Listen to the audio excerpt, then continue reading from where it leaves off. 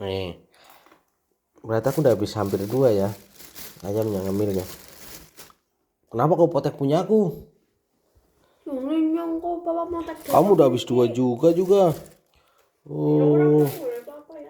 Nah, kalau orang kaya begitu, ayam itu buat ngemil, yang atas ya? Ya, buat makan nasi. Iya, nggak buat makan nasi, ngemil.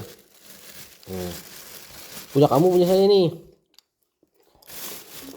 Aku habis 2 tadi. Ini sisanya. Baik pilih dong.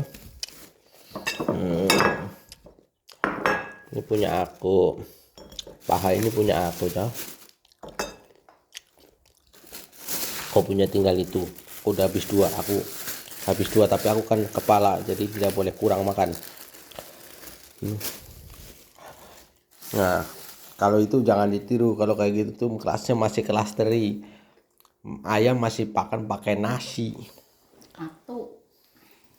Satu ya, beli satu aja makan pakai nasi katanya ngirit. Duitnya mau buat beli tiket kereta ke Jakarta. Iya. Kalau saya biasa boros. Soalnya apa? Jarang jalan-jalan. Jadi duitnya buat jajan. Kok pakai nasi nggak tas? Ora. Nah, weh. Dari tadi makan ayam doang dia habis 3 berarti nih. Aduh. Gurih.